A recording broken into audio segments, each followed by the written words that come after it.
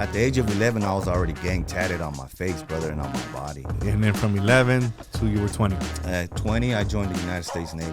The military gave you structure, or did it improve the structure you already had? And I understood what discipline was. I understood what structure was.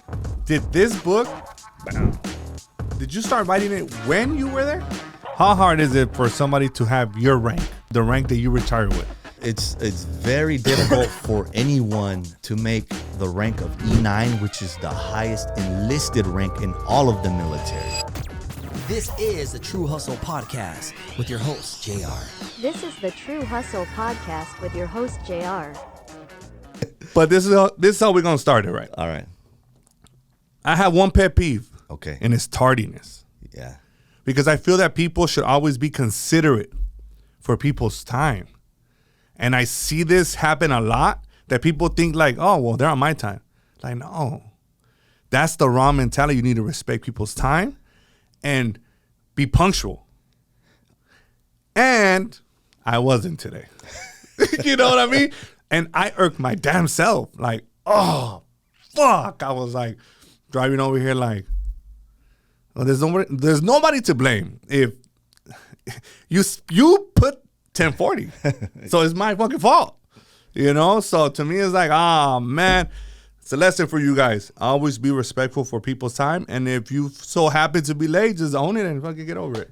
No, I apologize, you know? No worries, brother. Nah, and I appreciate it. You were straight up, right? You didn't make any excuses. Nah, you know, sometimes life gets in the way sometimes, you know, and it is what it is. But thanks for being upfront and honest. And I agree with you. It's a total slap in the face when someone's late. Yes. You know, it's taking your time, your valuable time where you can be doing other things. But no, I appreciate that. Exactly. In my career in 24 years in the Navy, I can't even count on one hand how many times I was late. So that helped me, you know, continue that trend in the civilian world. So now that you bring up, we're going to dive into that. The military gave you structure, or did it improve the structure you already had? 100%, and it improved the structure I already had that I learned in the streets, in the hood. You know, I already had all the discipline. I understood what discipline was. I understood what structure was. I understood what chain of command was. Being on time for the hood meetings, you know, that was crucial. If you were late, you'd get checked on the spot. Yeah, DP, man, boy. 100%. You know, so when I joined the Navy, it was just natural to me. And I just rolled with it, man. So I came in with an advantage because of the hood days. You brought up a great point. I think the infrastructure, it's like, I think like everything is a big hood.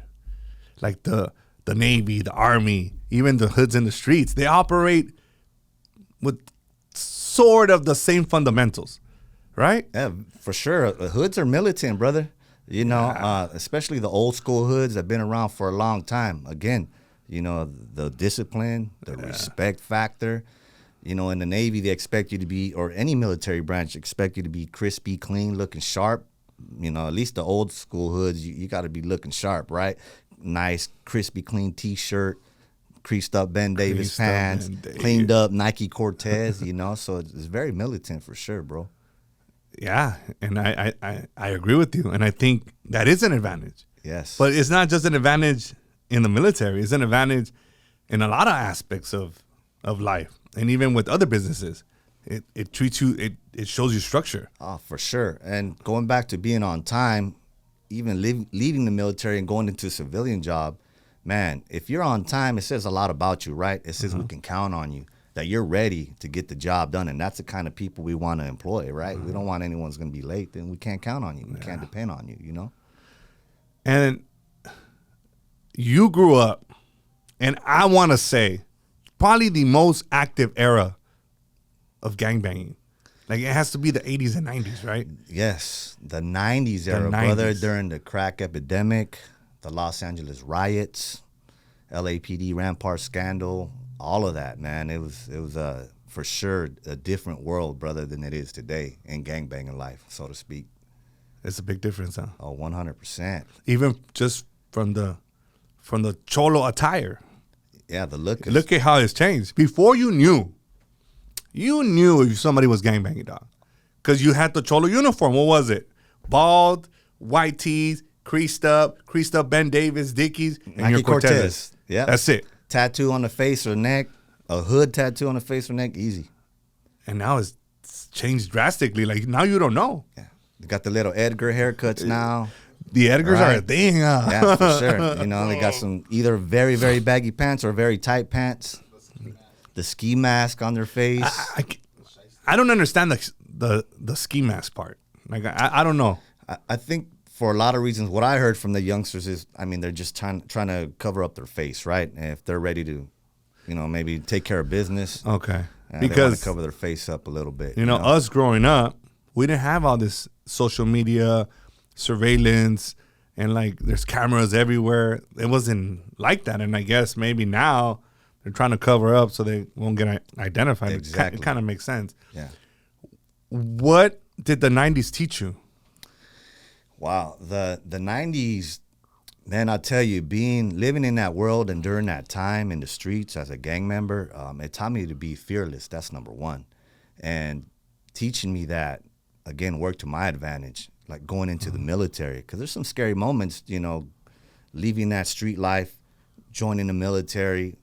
I was fearless, man, and I carried that on to my military career. And to this day, I'm fearless, brother. I don't fear anyone or anything but the man above, and that's it, brother. So that's one thing for sure that I carried along with me that I learned is fear nothing and fear no one, brother. Well, it's because it's survival. That's survival mode. For like sure. You were in survival mode the whole time you were growing up, right? Yeah, Because the streets were tough. it's survival of the fittest, brother. Like only the strong survive, as you heard even in rap songs, bro. It's the truth, 100. How was your relationship with your parents? Do you think that well, first let me ask you that. Like, how was that relationship with your parents? So initially, I grew up in a home with my father, my mother, and my sister initially.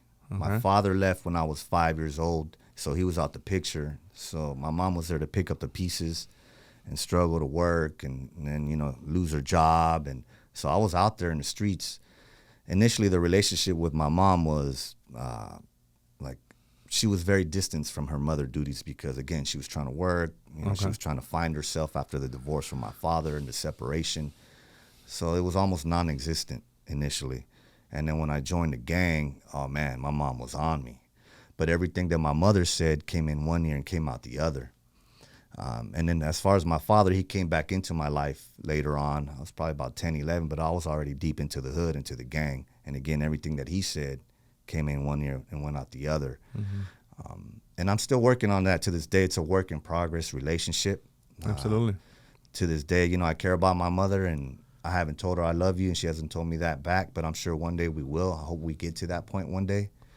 Same with my father. It's a work in progress relationship. But that's good, though, bro. Yeah. I was there, too. Is that right? Yeah. It was kind of weird like, when my mom started telling me I love you. And I said this before, you know, and I'm like, the fuck? The fuck is happening here, you know? Like, kind of uncomfortable feeling, Oh, it bro. was the most It's uncomfortable, awkward fucking. Yeah. So, you know, I got a lot of DMs. I need to tell you that I love him, that you love him. So I did. Yeah. Like a month ago. What was his reaction, started bro? crying, fool. Like, I was just like, damn. Okay. Like, all right, I said it. You know what I mean? Yeah. So I think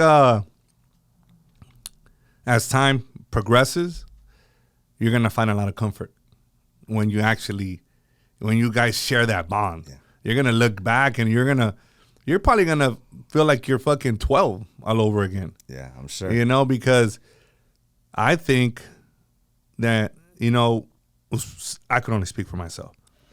Us not having that tender loving relationship with your parents makes you want to go find it Elsewhere. with your homies, in dog. the hood, in the streets. Bro, you know how like I always say, ain't no love like homie love? I think that's a very valid. At that particular time, Yes. as a youngster, it's because you get validated by your homies. So you're going to go do a bunch of pendejadas with your homies, and then you feel the love and the, you know, was that like that for you? Yeah, birds of a feather flock together, brother. You know, I was missing that sense of family, belonging to a family since my home was broken, right? Didn't have mom, didn't have pops. My sister and I were kids. We kind of hated each other at the moment, not knowing, right? So right outside of our apartment building was the homies, right? And that's what made me feel good. I was like, man, that camaraderie that we had, that brotherhood that we had. But yeah, and then next thing you know, like, we're willing to die for each other. We're willing to die for each other and for the hood, man. So that's what it turned into, It's just, you took it a step further. Yeah. It's like, but I think once you build those bonds, it's easy to make that decision. Like, fuck it, I'm gonna fucking, well, fool, we're both gonna go down. Yeah. And it's something that it's hard to explain, right? Well, for at least for me, it is. It's like, you're so young, and your mind is so young that it's easy manipulated too. Oh, for sure. You know what I mean? So you were active since, like, you were how old? At the age of 11, I was already gang tatted on my face, brother, and on my body. So I was pretty active at a young age. 11 years old, brother. Dang. Yeah.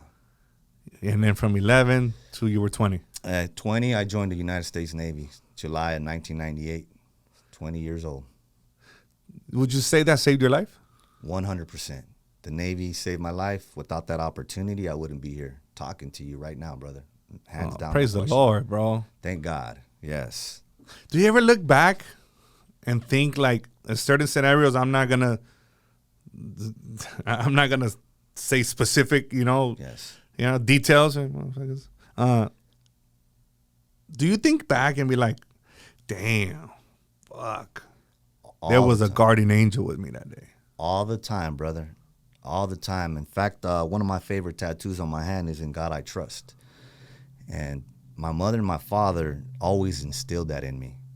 And when I reflect, sometimes I think to myself, wow, the man above sent an angel down, because I shouldn't have lived in that situation, or I should have been in jail in that situation for the rest of my life.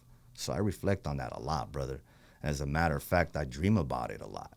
And sometimes in the wrong ways too. Like, I wake up in cold sweats sometimes. That's street PTSD, homie. 100. Damn. Street PTSD. Brother. That's what I was gonna bring up right now. Yeah, for sure. There's hood PTSD. People don't understand that. Yeah. That is a real thing. 100%.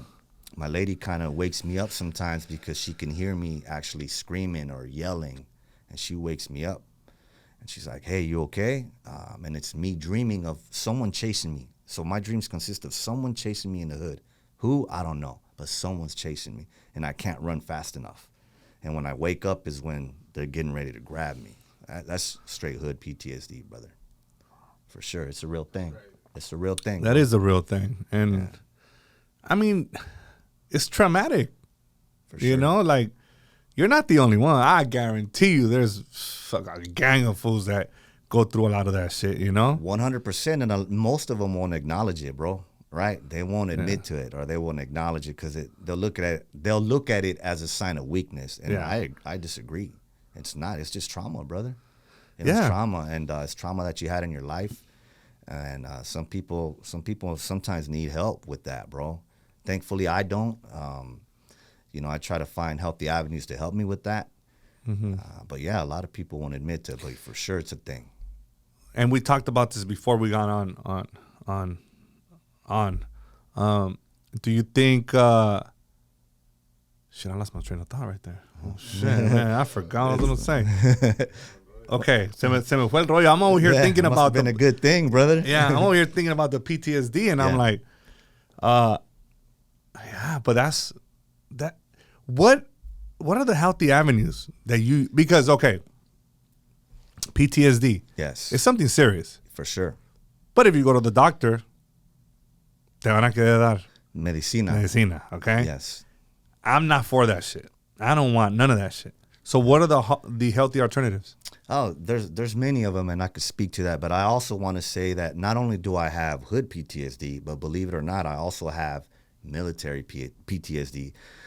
Did two different worlds. Okay. Right, in the military, because it's a high stress job, brother. And when you make it to a certain level, it gets lonely at the top. So it's high level stress for a long period of time, especially when you're on deployment away from your loved ones, and you got to take care of the mission and the sailors and everything else in your life. So when I dream about the hood, that's the hood PTSD. When I dream about the military and the Navy, they're just stressful situations. I dream about being in the Navy and being in a high stress situation. But for me, it starts with caring about yourself, loving yourself. I know that sounds corny, but it's the truth. And how do you do that, right?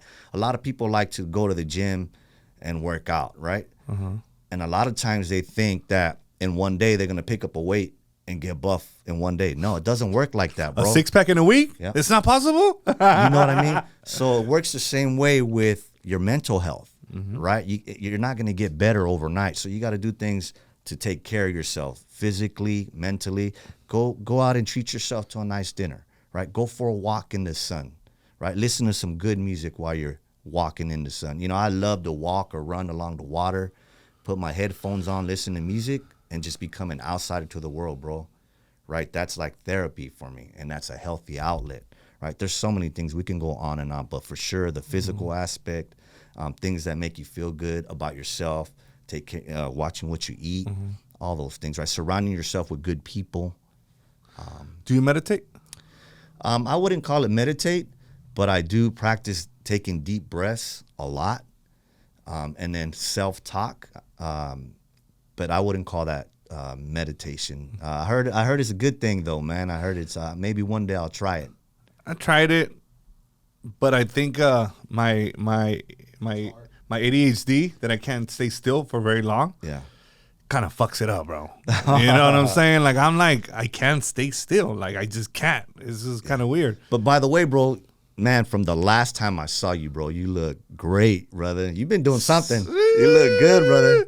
All you Looking good. fuckers making fun of me and shit. Looking good, bro. What are you doing? I'm working out every day. Good. I know how to diet. Yes. I know how to. I've been working out forever, so I have a lot of muscle. Yes. It's just that I love to eat, dog. Man, I'm with you on that, brother. Bro, Actually, we're Mexican, bro. We got the bombest food ever, dog. for sure. But I don't blame nobody. It's like, dog, ain't nobody forcing. I always tell them, ain't nobody forcing me to eat, dog. Like, I'm doing it because I'm making a conscious choice. Exactly. But my health is very important to me right now. I think the older we get, the wiser we get, and the better choices that we make. And it's my fault that I let myself gain 20 pounds. Yeah. And now I need to fucking look at myself in the mirror and be like, hey, wait, chill. Like, bro, all right, stop. And I'm making the adjustments, you know? Like, and I lose weight fast. Yeah, you got results, brother. That's for sure. But now the harder part is maintaining. That's right. You know what I mean? Today for me, I ended my 30-day. I went on a little 30-day, no rice, no bread, the things that I love, right? No pasta. I lost just under 16 pounds, brother. You know, maintaining myself in the gym, going 4 to 6 days a week, nothing crazy, and then just cutting all those bad things, bro. 16 pounds all around my waist area, brother. That's and my what's face. up, dog. So, did you feel weak like the first week? brother, day 5, I hit a wall. So I think it was, you know, the blood, the sugar in the blood, maybe. I hit a wall and I kind of, you know, I got really like tired. I was like, okay, no worries. Ate some fruit, hydrated a little bit more, and I was right back on track. But I hit a wall day 5 out of 30, brother. Do you take sea moss? Never heard of it, brother. I think I have a jar in there of sea moss. Okay. He don't pay me to say this, but that's probably the best thing that I've done. Cause I don't take pills. Okay. I refuse to take. Maybe I should take vitamins or whatever, but I'm not a fan of taking all these pills and all that shit. But the sea moss that I take give me all the vitamins and minerals, and I feel like a different person. Is it a liquid form? No, Is it's it like a pill? gel. Okay, a gel. And it's from Jamaica, and then they process it here with the alkaline process, and it has a bunch of minerals, iodine, potassium, everything that you need. So I take it in the morning. You're supposed to just take the fucking spoon, but not. You know, like I put it in a cup, put water in it, and boom. Yeah. And it changed a lot for me. That's good, it gives man. me energy. It just, you know, I'm regular now. Like, it's a lot of benefits, brother. It's amazing what cutting out bad stuff in your diet can do, brother. You know, a lot of people are working so hard in the gym and they wonder why they don't get the results. But man, I would say that the diet is probably 90%. Yes, bro. 90% of getting fit and losing weight. I still work out 5 days a week. Like when I gain the weight, Yeah. I still work out 5 days a week. Yes. Yeah, but eating like a marrano doesn't help. It help for You sure. know what I'm saying? Yeah. Like, dog, like. Yeah. But I feel great, and I'm motivated to lose another 15. There you go. You know what I mean? Yeah. So, because I think when you look good, you feel good, and you do good. That's right. You know what I mean? I agree. Back to the PTSD. You brought up a good point, bro. Yeah. Do you live in Southern California and are you looking to buy, sell, or refinance one of your properties? What better agent to represent you than the host of True Hustle Podcast? Go ahead, give us a call or send us a text at 323-352-7946. Now let's get back to the episode, baby. You didn't just have PTSD, like hood PTSD. You had the Navy PTSD. Tell me a little bit about that. Like you were in your 20s when you joined the Navy. Yes. How was that transition? Wow. I like to describe the transition from hood life to the military life. I always say it was an easy transition and a difficult transition.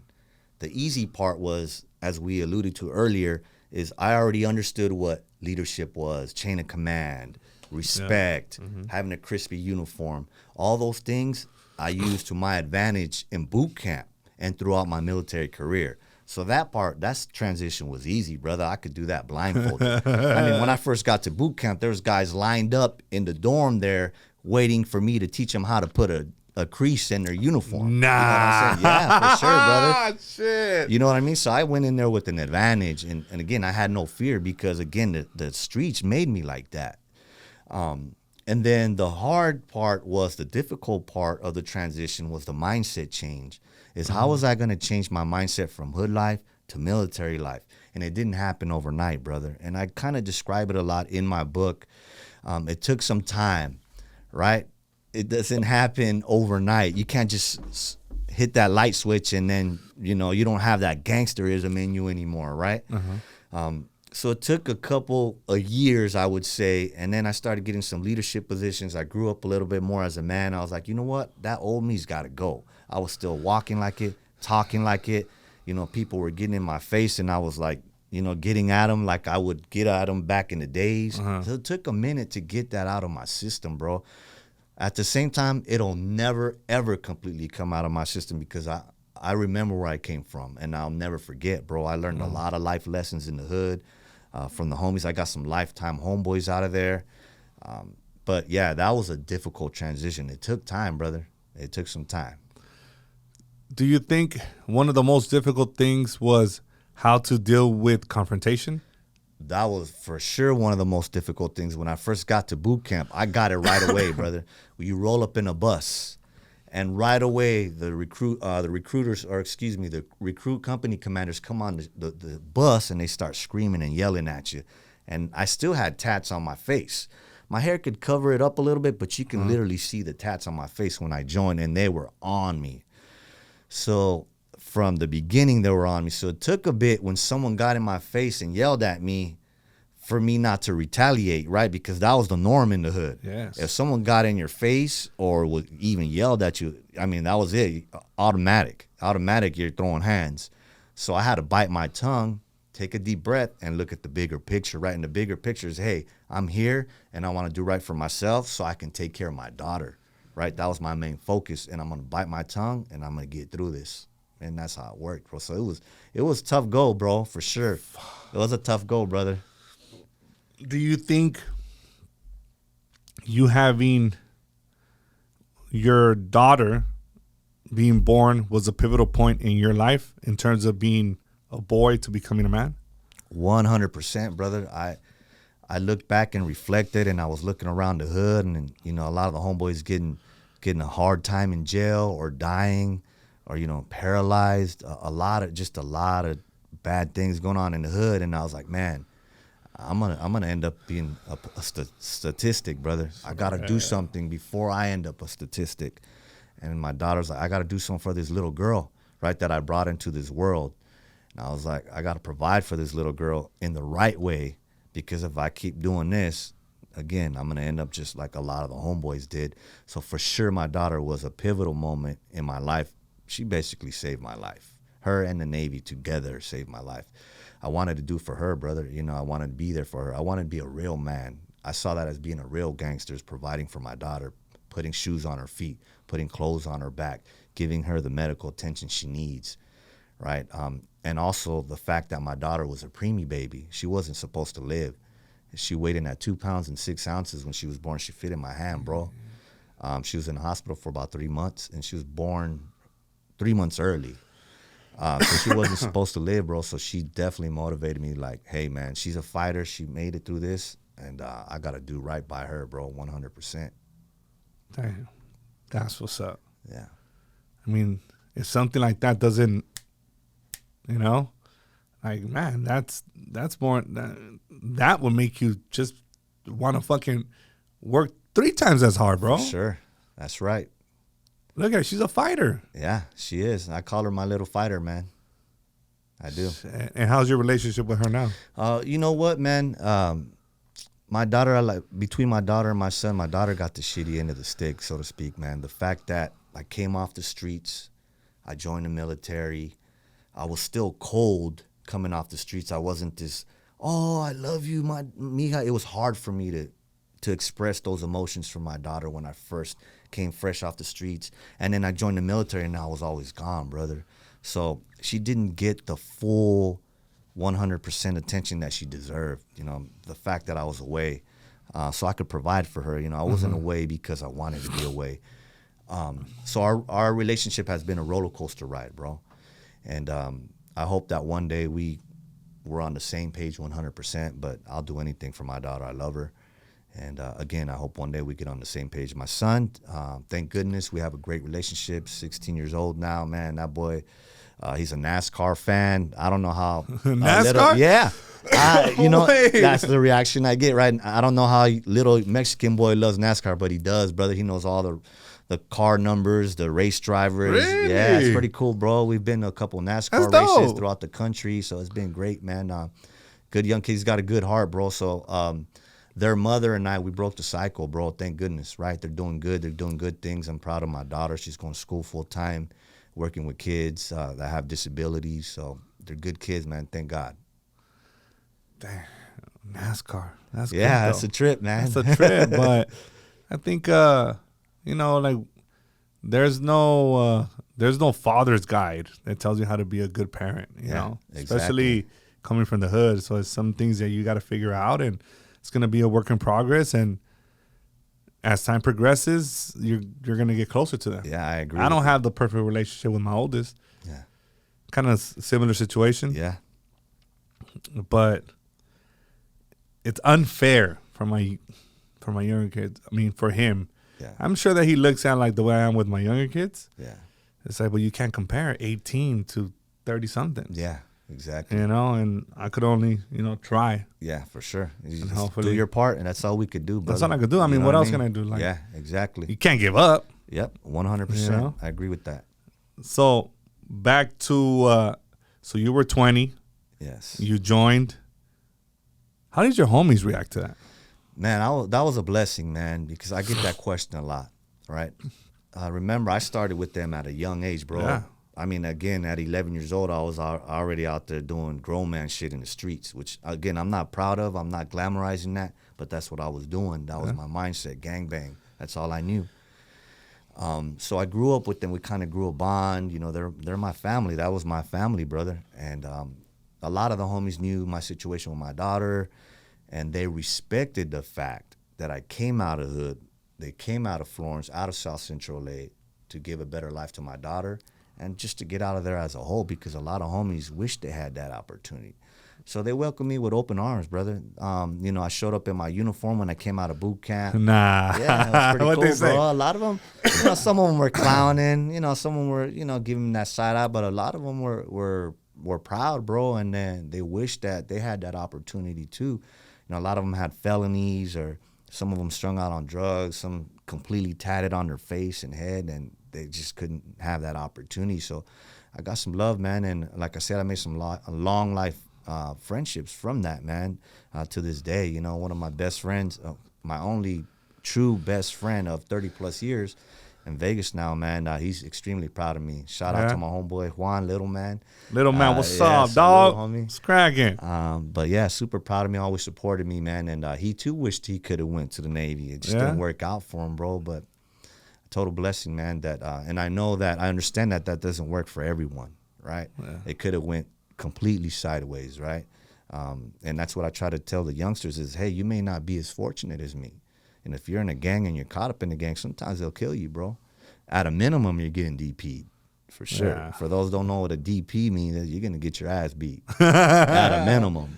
Yeah. You know what I'm saying? So, yeah, bro. So you had like a real life blood in, blood out moment, huh? When Cayo came out with he went to the Marines. Blood in, blood out. Yeah, the guy was a gangbanger. He went to be a Marine, and then he went to be an undercover cop, right? Yeah. But you were in the Navy. Yeah, that's right. And how is that experience living in you live in the middle of the ocean? Yeah. Like I want to know how that was too, brother. It's very hard, man. It's very hard to be in the middle of the ocean, away from your loved ones. But you gotta focus when you're out there, bro. You gotta focus on the mission at hand. And then when you get into the leadership positions, you focus on the mission and the sailors. In my case, I was in the Navy, so our people. When I was at the highest level of Master Chief, I mean, my department consisted of 600 to 800 sailors under me.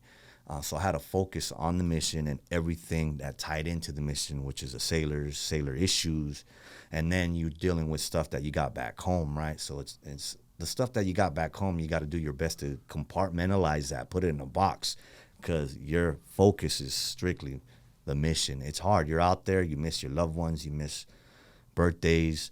Every day's a Monday, brother. We're working on that flight deck from 6 in the morning till 2 in the morning, and then we're fixing any equipment that broke, and we do it all over again for 6 to 9 months at a time. Every day's a Monday, 24/7, brother. It wears on you. It's a lot of stress. You're under extreme weather sometimes. When we're in the Persian Gulf, it's like 120 degrees up there. You got full flight deck gear on, and then you get the heat from the fuel from the jet exhaust. It's rough, bro. It's not easy. But you got to stay focused. It's a lot of stress. Difficult. It's a lot of stress, and then you're under a lot of deadlines that you've got to meet. For my specific job, if our equipment went down and it wasn't up, and that equipment launched the aircraft, I mean, we're talking about lives, right? Because you got ground troops on the ground that we need to support. We got enemies in our face that are ready, they're ready to get froggy. So we got to stay ready. It's a lot of focus, a lot of stress, and we got to get the job done, brother. Yeah, so it wasn't easy for sure, bro. Yeah. And you did that for how long? 24 years, brother. 24 years. Nada más 24, it wasn't easy, brother. It wasn't easy, but well worth it. I wish I could have done 30 years. It was kind of like rush and get out. I wish it would have worked out, and I would have done 30 years. It was a bittersweet moment for me. We can talk about that later, but yeah, for sure. And so then you did 24, and you just, from one day to another, it was like, Yeah, brother. Well, let's talk about the bittersweet moment, since you brought it up. What happened? Yes, sir. So... Look at that. I even call you sir, bro. Yeah. He's like, yes, sir. Let's go. You're too young for me to call you sir, bro. Yeah, man. So it was a bittersweet moment. So like I said, I wanted to do 30 years. I wanted to complete 30 years of service, brother. I felt like I had 6 more years when it was 24 years and I had to get out. I was like, hell yeah, I got 6 more years in me. Well, at the 24-year mark, I had already done 3 ship tours back-to-back. And when you do 3 ship tours back-to-back, it's mentally draining, brother. We have what you call a seashore rotation, which means you're at sea on a ship, and then you can go to shore-based, like to a Navy base, to kind of wind down a little bit, to catch your breath a little bit. But me, I just went ship. So I was burnt out, brother. I was drained. So you took no break?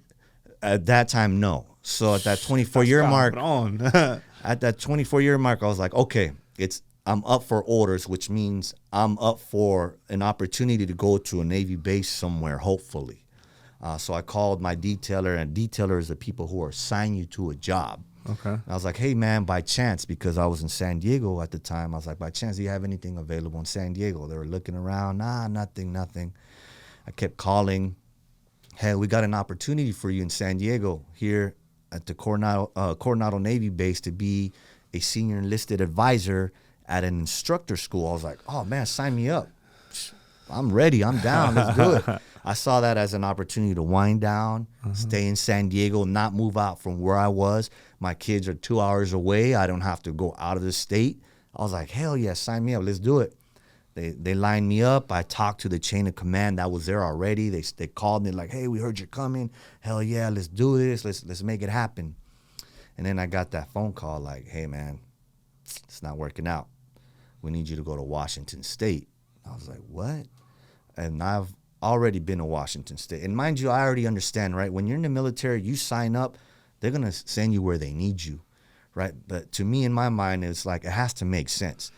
It didn't make sense for them to pay thousands of dollars to move me out of San Diego and move me over to Washington to do a job that's like mediocre in my mind, in my eyes. Instead of me doing a job here as a senior enlisted advisor to lead people at an instructor school, and they don't have to pay thousands of dollars to move me. I think it was a win-win situation, bro. So anyways, I fought tooth and nail to stay in San Diego at that command that they initially. Fought tooth and nail, made some phone calls, crickets, bro. No one was listening. Nobody was hearing. And then someone put a bug in my ear and said, hey, go ahead and type this letter up and send it all the way up. Send it as high as you could. That way we can get eyes on it, someone at a very high level to see what they can do. And again, I wasn't asking for anyone to do me no favors, bro. I was asking for them to send me to a job that's available. I wasn't asking anyone to send me a job that's, it's not available. The job's available. I can literally see the base from my balcony where I was living at in a high rise. Like, just send me there. I can make you money there. Why are you going to send me to Washington when I can make more money for the Navy here is what I'm trying to say. Well, anyways, I sent that letter up, and again, I understand that I'm in the Navy. You're under the needs of the Navy. Wherever they need you, they're going to send you. But I said, I never asked for any favors in my 24 years of military service. As a matter of fact, I always help my sailors and my people when they're trying to go somewhere for whatever reason. I'm asking for one thing here, right? Have a little bit of empathy, kind of understand where I'm coming from and help me out. Letter came back. It was in my email. I'll never forget when I got that email, bro, my jaw dropped. They're like, Mr. Ramos, Master Chief Ramos, we hear what you're saying. We congratulate you on your career. But you have an option to go to Washington State or you can retire. Man. Oh, hell no. That was the bittersweet moment. That was a slap in the face for me personally, brother. After 24 years of service. And again, I wasn't asking for much. Right. And again, I do understand your needs of the Navy, but I also know that people can make shit happen, especially from the top. Yes. All it took is especially because it's available. Exactly. No, they weren't creating a fucking exact. I didn't tell them to create a job for me. The job is available, bro. So all it took is from that person at the top to tell his people under him, his advisors, hey, make it happen. This makes more sense. And nope, it didn't happen, bro. So I was very angry about that, bro. I wasn't happy with that. So I had to scramble and hurry up and get out. And it seemed like it happened overnight. I didn't do a retirement ceremony at the end of because the time was so compressed, bro. I had to just get out and go. And I'm grateful for everything the Navy has done for me and my family. I mean, I get a pension for the rest of my life. I get medical and dental for the rest of my life. And for my son right now, who's young, I'm super grateful for the Navy, but the way I went out that way, I wasn't happy with, bro. So, and then what I found out is shortly after that job that was in Washington, no one took it, and the job that was in San Diego, no one took it. So they lost those two jobs, and they lost a master chief that could have done a few more years and took care of business. So it was just bad, brother. I see your point, though. Yeah. It's like you give something, you give so much of yourself. Yes. For the Navy. Yeah. And then in return, you're like, all right, 24 years is something. Yes. It's a lot. It's a lot of sacrifices, the least brother. you could do is I'm trying to be in this little spot right here, which is convenient for me, for my situation, for my family. And for the Navy, too. Yeah. It's open. Yeah. It's open. Yeah. I would be pissed. So I wasn't happy, bro. I wasn't happy at all. But I believe that everything in life happens for a reason, brother. Yes. Everything. The stars aligned after that, bro. Because once I got out, my book dropped.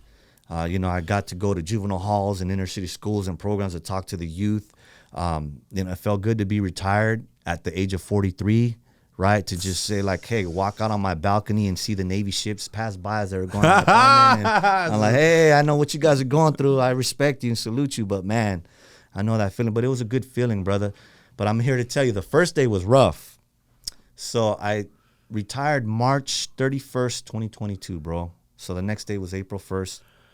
I'll never forget. I woke up.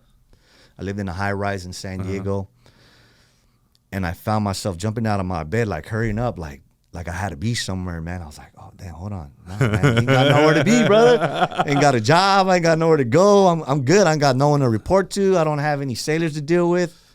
I was all right. I run into the shower, and I'm like, why am I walking so fast into the shower, bro? And I hop in the shower, and I'm like, because we call them Navy showers. When you're in the shower, you got to take 20, 30-second showers because there's like 200 people in the rotation. Well, anyways, I'm like, man, slow down, bro. You ain't got to you ain't gotta go nowhere. Yeah, bro. Like, and then I pick up a razor. I'm like, bro, I don't need to shave my face anymore, bro. And then I'm like, cool. I sat out on the balcony in the high rise I was living in, and again, just watching the Navy ships pass by, man. And it was a good feeling, but it was also an empty feeling, bro.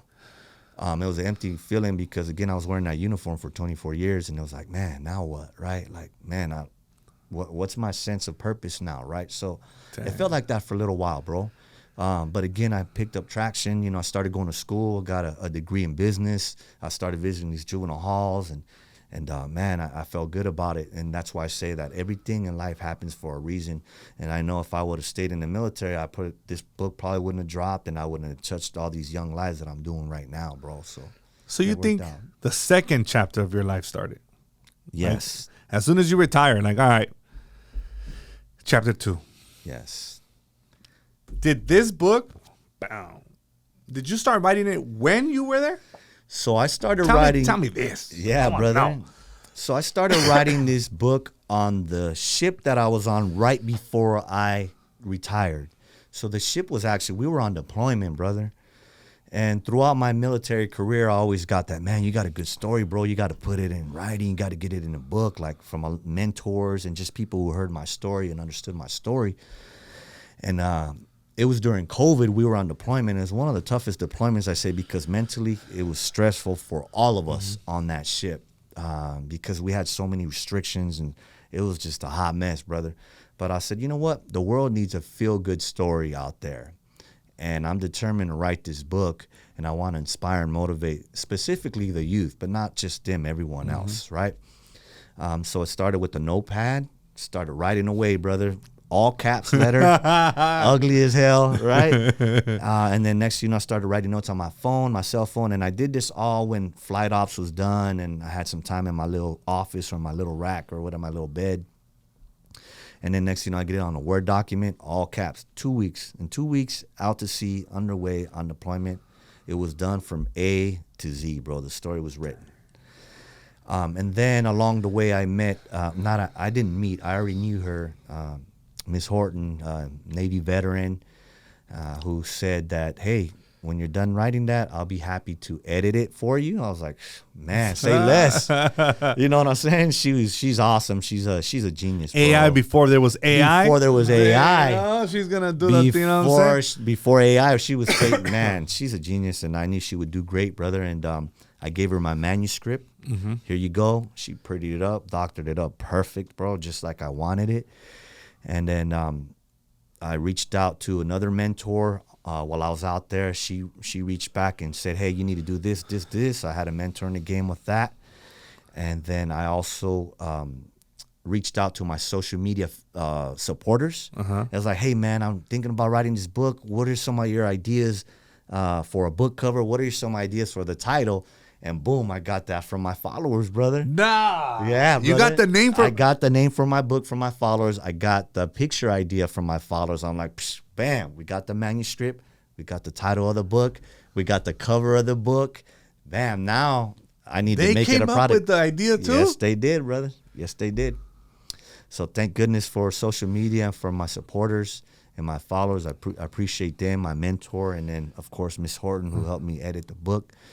man, it was like magic, brother. So when we got back from deployment, I partnered with the self-publishing company. I was like, hey, I got this manuscript, I got this book cover, I got pictures. Let's partner up. Boom, here you go. Make this into magic. And about a year later, here we go, bro. This was the final product, and I'm extremely proud of this.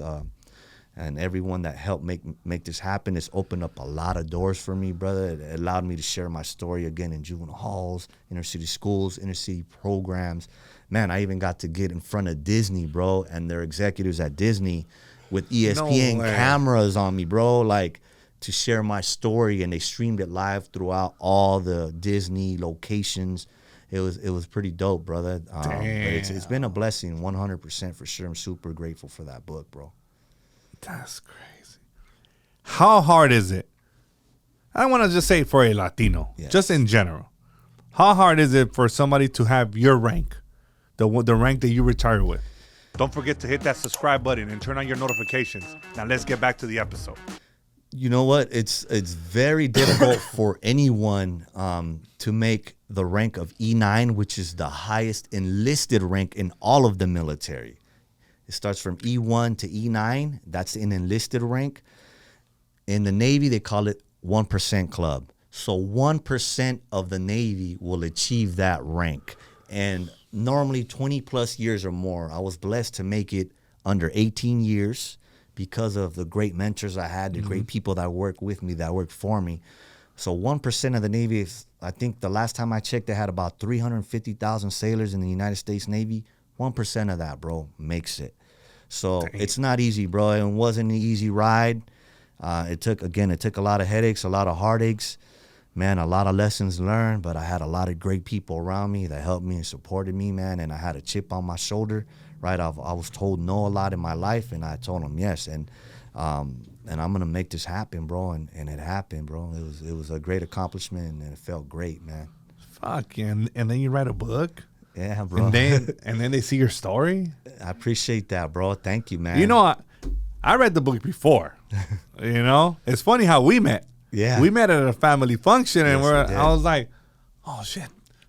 That's the guy from the book. Yeah. You know what I'm saying? And that's crazy. I think everything happens for a reason. And look at us now. It's a trip, bro, how life works is where it makes full circle. Right here we are now. Here we are on the street.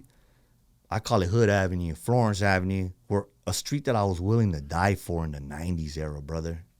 I was willing to die for that street right outside of here, right? And here we are. Right, here we are. Life work is full circle, brother. Oh, shit, I didn't even think about that. I mean, look at my book. It's right there, Florence Avenue, Florence. That's life. Sometimes works in mysterious ways, bro. But again, everything in life happens for a reason. This is living proof right here, brother. You know? I didn't even see that shit, dog.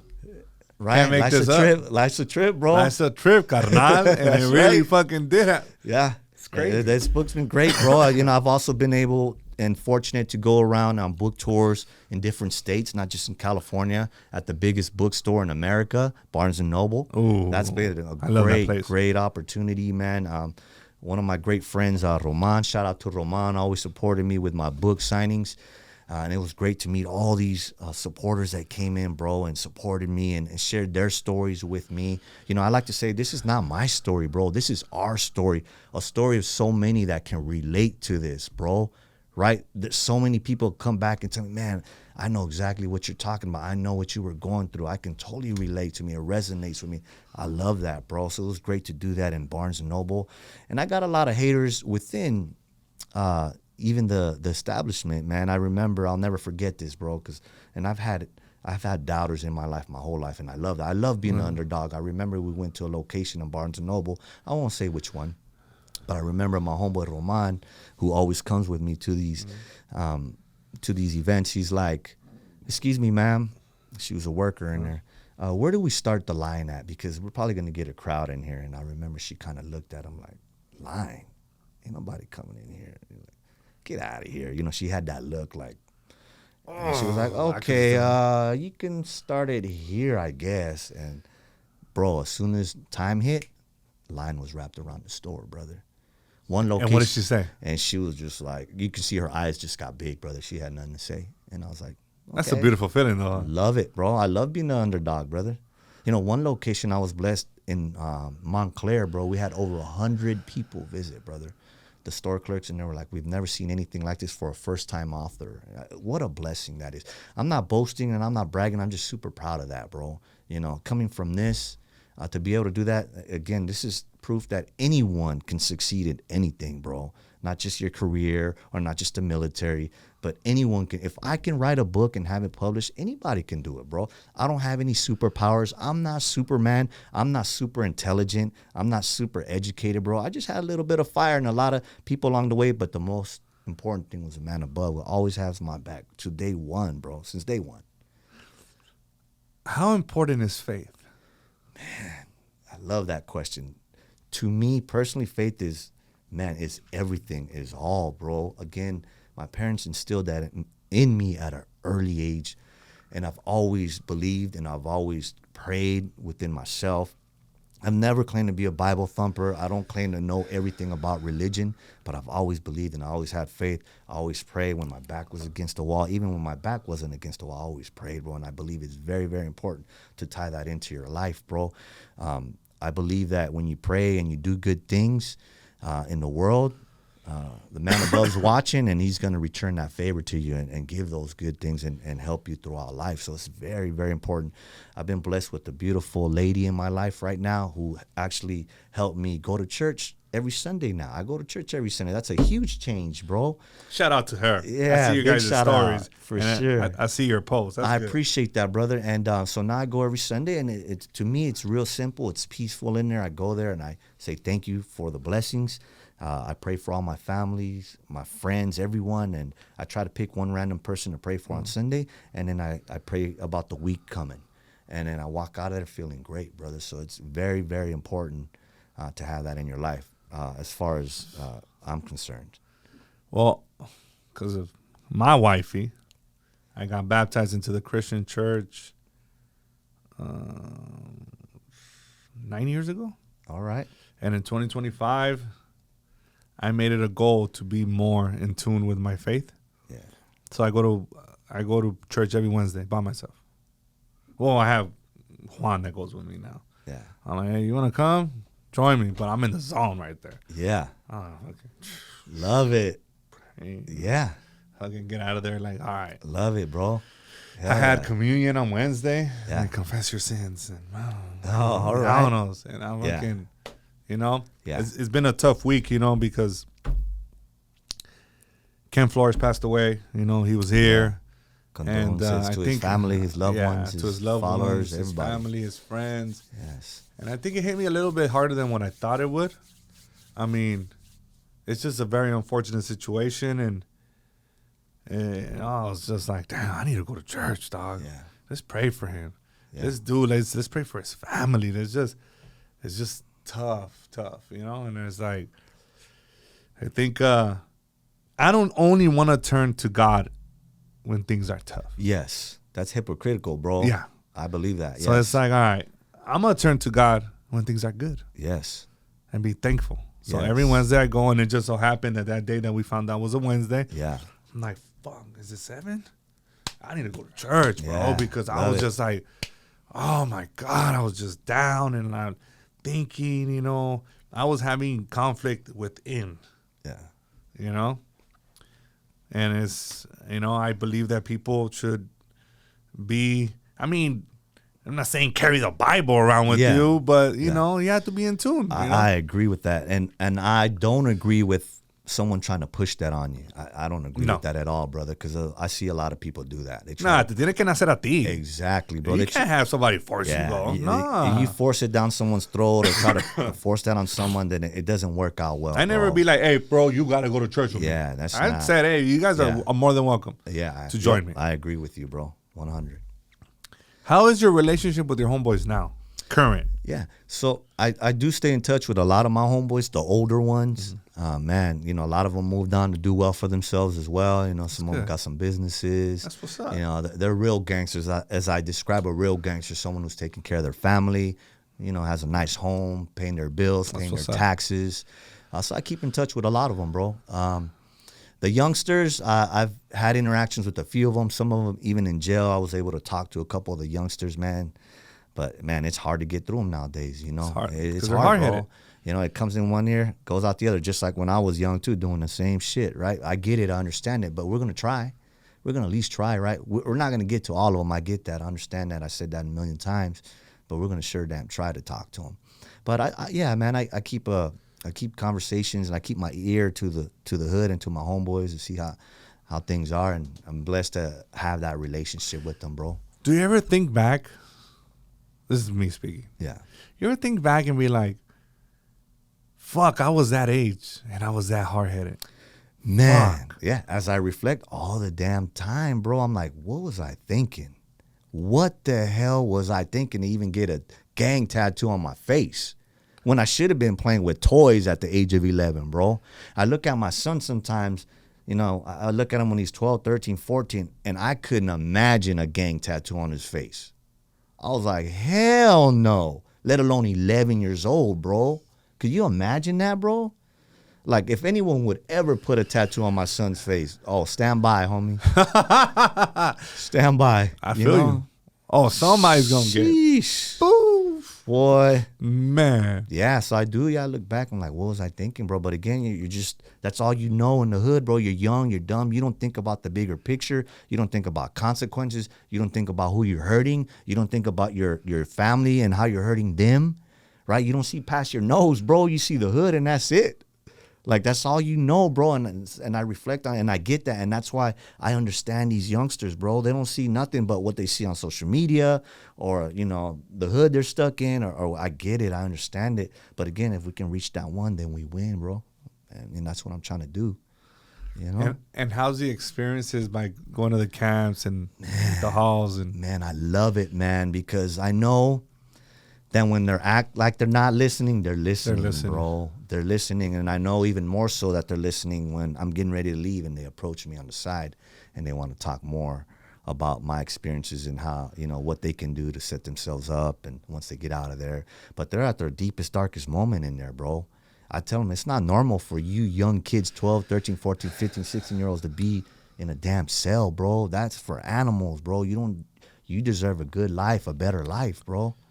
Like, it's been a great experience, man. I connected with the San Diego Juvenile Hall, which was awesome. I collaborated with the probation department and also the Office of Education there in San Diego. And us working together, we stood up a leadership academy in there, brother. And we taught them some life skills. We taught them about how to establish credit. We taught them about, it was pretty dope. That's dope. Yeah, we taught them about, hey, this is how you fill out an application to get an ID. They don't even know that, right? Hey, this is how we're gonna prep you for a job interview, and we did mock job interviews at the end of the course, and man, they did great, and they were proud and they were happy. Like, man, it was a great thing, man. It's a huge blessing to be able to give back in that way, bro. You know. Did you ever go to Camp Afflerbaugh?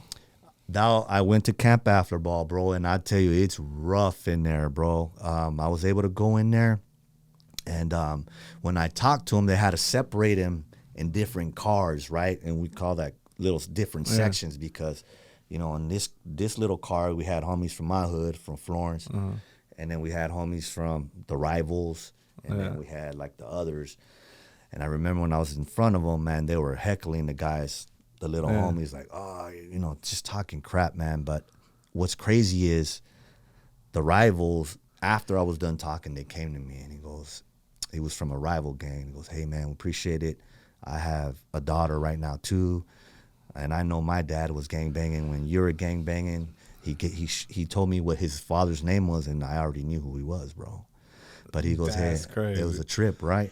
But he's like, hey, much respect. I appreciate you. And, you know, it was a great opportunity. But they're rough in there in Camp Afflerbaugh, bro. I mean, you got youngsters in there for serious, serious crimes, bro. You know, murder being one of them. It's crazy. I worked in Camp Afflerbaugh for 6 years. No way, bro. Wow, I didn't know that. Yeah, actually. I gave these youngsters a good chunk of my life. Bro, you just sparked the thought in me because someone told me that you They're like, hey, you know him? You know JR? I'm like, yeah. He goes, man, you should get on his podcast. Or he wants you on his podcast. He works there right now. I think Lopez. You know what I'm talking about. Yeah, I didn't want to say his name, but yeah, that's salute my to boy. Lopez, bro. That's my boy. Salute. And yeah. he's like, oh, you need to get him, fool. You guys together, fool. Fuck. Oh, that's cool. He gets That's all cool. excited. Yeah, it's You know, rough. I started young, but nobody would hire me. Yeah. It was the only, Yeah, department that gave me a shot. yeah, bro. You know, and I gave these kids a good chunk of my life. Well, good for you, At bro. the beginning, I wasn't the perfect because I still had I was in my 20s, early Got it. 20s. Yeah, you're still young. I was still young. Yeah, your mind's not even fully developed to say No. until you're like 25. I Yeah. think as a young man, So right? then I think, once I got in my 30s, I was a better role model, but I was more like a big brother to them. Yeah, And I knew everything, dog. So it was like, yeah, and that was, yeah. It's rough. I in think there. I gave them what I could. Well, good, bro. And then after was it like 12 years? I was like, all right, the next chapter of my life starts There you go. on what I want to do, And Yeah. you know how many youngsters I have reach out to me? I'm sure a lot. Fool. All in your Fuck. DMs, huh? All in in your my DMs. And you know what I do?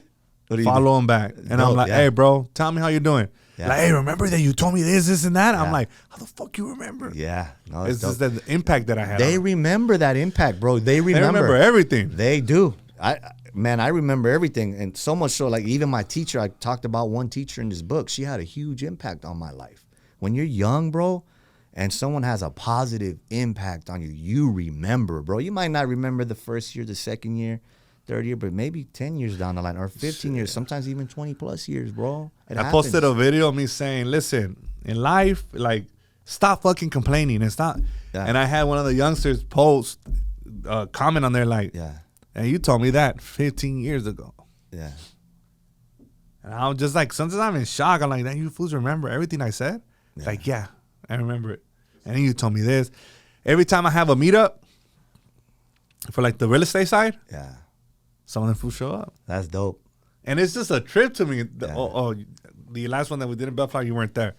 But one of them does construction. Yeah, And then they all hit me up. And I'm like, all right, what's up? I need you to come here. And they're like, for real? I'm like, yeah, fool. Like, just come down and then I'm going to introduce you to people. Yeah. So, Love it. yeah, I would want to go back. Yeah, I would love to do a job like that, man. I know it's not easy for sure. Nah, I see what they deal with in there, bro. It's not easy. Not easy, bro. It's not Bro. easy. Respect to anyone and everyone who works in a juvenile facility, bro. A juvenile hall facility. Anyone, whether it's camp or a juvenile, it's tough, bro. That right there is kind of you become institutionalized. Oh yeah, you know, I'm sure. I saw firsthand working in there. Like I just wanted to get out of that gang shit. You know, like to me, it's like it's so that's the environment. Yeah, man. You know, and it's become like toxic at some point. It's tough, man. You know, and again, the youngsters don't really realize. I mean, some of them do. Some of them are malicious, but not all of them realize what they signed up for, bro. They don't realize the bigger picture, right? They don't understand that, bro. You know what would trip me out is that some of them idolize prison.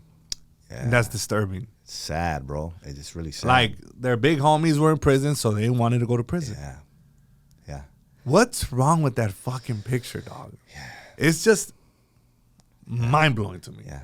Then it's like, damn. Yeah. Like your goal is to go to prison. Yeah. They think it's the cool thing to do, man. Yeah. You know, and it's so backwards, especially if they're involved in gangs, right? Because in juvenile hall or a juvenile facility, their rivals are, their hood rivals. Mm-hmm. And as you know, when they go to the adult system, their cellie is going to be their rival probably for 25 plus years. And they're going to end up best homies or homegirls, right? Yeah. So think about that, right? It doesn't matter. The math don't math, homie. And the youngsters need to get that through their head, right? But I think it starts with people like you, though. Thank you, bro. Yeah. That shed light. And like, all right, listen, this ain't it, dog. Yeah. Let's keep it 100, homie. Yeah. This ain't it. Living here, these shitty ass conditions, fucking shitty. Well, Afflerbaugh had okay food. But, you know what I'm saying? But I'm not, you know what I'm saying? But, but it's just, this ain't it. Yeah, thanks, bro. Yeah, we need a lot of credible messengers, bro. Like, I can't do it by myself. You can't do it by yourself. We need credible messengers that can get and reach to these youngsters, bro. You know, open up their eyes. I'll be down to go back. Yeah, you should. Yeah, give it a shot. We bro. should go. I'll talk to down. Lopez. Let's go. Let's do it. I mean, he's the main one. Yeah. Let's make it I'll happen. be like, hey, fool, set it up. I'm down. Let's do it. And it'll be surreal to me again. Like, oh shit, what the fuck? This is crazy. I used to fucking, yeah. It's a beautiful campus, though. Yeah, it is pretty cool, man. Yeah, it's nice, but it's just no kid should be there. Yeah, absolutely not, bro. You know. But I just think that the majority of those kids come from broken homes. Oh, for sure. So I think being a great parent is really important too. Yes. You know, like kids should not go through that.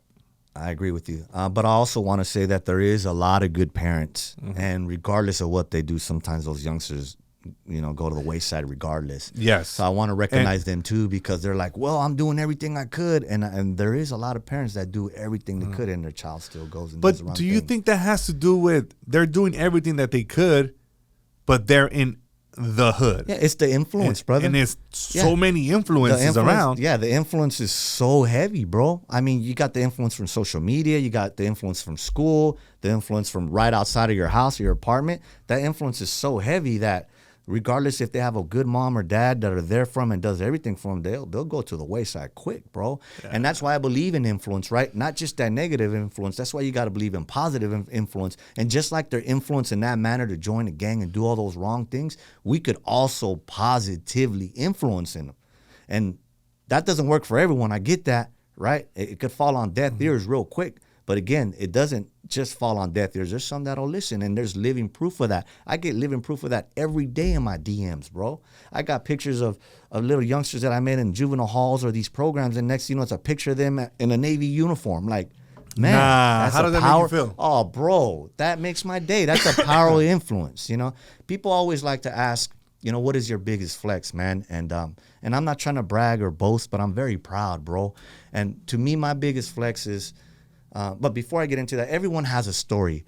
A lot of people have a comeback story. But my biggest flex is not the setback, but the comeback. And then mastering that comeback and giving a solid message to these youngsters and saving their lives. I truly believe that the power of influence can change lives, and there's living proof of that, and there's pudding. The pudding is there. The writing on the wall is there. I see it all the time in my social media. I believe that's one of my biggest flexes. Hands down, no question, bro. And that's a beautiful flex. What about yours, brother? What's your biggest flex, you think? My biggest flex, I think, is that I know I've impacted a lot of these youngsters, but now I'm taking it a step further. And it's not about money. It's not about owning this, owning that. It's about providing the knowledge and the value. Yeah, that's right. That you could go to some of my real estate videos and learn some shit. Yeah. And now you could go apply it. And now we're going from growing up in the streets and doing a bunch of shit, and now they take the lessons that I'm giving them and they could build something for their family. Yes. For them. Yeah, you're giving back for sure. That's God's work, bro. Even your podcast, bro, to give back. You're giving back to the community, to Absolutely. our people, to all people. I mean, you're doing your thing, bro. And that's always important to me. I want somebody to take something from every podcast that I do. Yeah. I'm not here to gossip. I'm not here to pinche chismes. I don't give a fuck, bro, to be honest with you. Yeah. I want to bless people with some knowledge, with something that they could take, that they could do something for it, because I think I have a great heart, and I've been like that since I was young. Yeah. I have my own trials and tribulations. That's right. And I'm not proud of some of the things I did when I was young. Yeah. The things that I put my parents through. Bro, I'm not. There's no way that I will ever glorify shit like that. Yeah, I hear you. But, I'm a grown-ass man now. Yeah. I made all the right decisions now. And, I made the right decisions back then, in my mid-20s, early 30s. And now I get to bless others. Love it. Giving back, bro. I had to give back. Yeah. Bro, if you're not living a life of contribution, then what are you doing? Dog? I agree with you, bro. You're going to just sit there and not do shit? Sadly, bro, and not just within the Latino community, all communities, But sadly, there's a lot of gatekeepers, bro. Not all of us. There's a lot of gatekeepers, bro, that they don't want to give that information out or that wealth to make someone better or help them out in any shape or form. And you're doing that here on this platform. I had a comment yesterday, as a matter of fact, on Ishmael's episode when he's talking about, like, hey, I sold my company for $100 million. Yeah. You know, and I'm here and I'm telling you how to do it. Some dude commented, if you sold your company for $100 million, then why the fuck you on a podcast? And I responded, Wow. bro, that's a broken mindset. That's ignorance, Bro, and That's I'm what just that like, is. so I responded with, hey, listen, some people want to live a life of contribution, and that's fine. Yeah. Now, if you don't want to live that life, that's fine too, dog. Yeah, but don't that's okay. shit on somebody. Yeah. You know what he responded? You're letting the fame get to you. Yeah. I didn't even respond, dog. That's keyboard warriors, bro. I'm like, fool, Yeah. what the fuck Yeah, no. does that even mean? Yeah, people get behind that keyboard and they're just brave, bro. It's you can't avoid that, Bro, bro. I gave him a eloquently written response. Like, Yeah. listen, some people want to live a life of contribution. That's right. There's nothing wrong with it. Yeah. And then you respond with some mamada that didn't even make sense. Yeah. So, what keeps you going now? Like, yes, you're in the second chapter of your life. Yeah. You contribute so much. You wrote this fucking dope ass book, which you should go get. Where can they find us at? Thank you, brother. On almost every platform, brother. You can get it in paperback form, ebook form, and audiobook as well. Amazon, Barnes & Noble. You can literally Google it. Google the title of the book, Essay to Master Jefe, and you can find it almost on every platform, brother. What is it that fulfills you now? Right now, man, is I would say my immediate family. My kids, my mother, my father, my sister, my nephews. I have some goals in mind. I want to be able to give everything and anything I could possible to make their lives comfortable as possible while they live on this earth. And one of my goals and dreams is to start opening up youth centers, starting with the inner cities, where we can teach them life skills, bring in some mentors, bring in some people to teach them how to build lowriders from scratch, teach them skills, all these things, and eventually grow, invest in some property, and take care of my immediate family best I could, bro, so they can live the most comfortable life possible on this earth, bro. That's what drives me right now, bro. That's dope. Yeah, and thank goodness I have a woman, a great woman on my right side and my left side, whatever side she's on, that's supporting me along the way. And, man, we're That a power matters. team, bro. We're a power team, power couple, and I'm so grateful for her. People underestimate how important your partner is Yeah, man. in life in general. You know what I Yes. mean? Yes. People underestimate that, and I'm glad that you found somebody that's Thank gonna you. empower you, that's gonna, support you, because things don't work out as pleasantly with the wrong partner. Yes. Let me tell you that, dog. Oh, I know all about it, brother. You know what I mean? So that's fucking dope, man. Thank you. And I appreciate you stopping by, bro, sharing your story. It means a lot to me. And when you do set up your youth Center. center and stuff like that, I would want to come up with a curriculum, Yeah. like a finance curriculum. That'll be awesome. Yeah, for sure. That's That'd a be pretty life dope. skill. Absolutely. Yeah, I'm like, You'll be the I'll do instructor. that. You'll be the facilitator, bro. For I'm sure. down. Yeah. So that would be, I think I'm answering the same question I asked you. Like, maybe that would be something dope that I would want to do in the future. Yeah, for sure. You know, people always be like, when you started a mentorship program, I'm like, well, you want me to charge you? Like, why would I start it? They just listen to what I say, and it's free, Yeah. But I would want to do that for the kids. That Yeah, would for be sure. something dope. Hell yeah. And what's it called? I'm going to reach out to Lopez to see what we could do. We could stop by with it. I'm down. Let's do it, man. Yeah, for sure, brother. Any questions? Thank you, My guys. brother. I appreciate you. Raul man. Thanks a Ramos, lot. Essay to Master Jefe. You got to go get it. All right, guys? Make sure that you pick it up, read it, and then let me know what you think in the comments. All All right. right? And we out, my brother. Thanks, brother. Let's Peace. go. Thank you so much for watching. Make sure you hit that subscribe button and turn on your notifications so you don't miss our weekly episodes. Let's go, baby.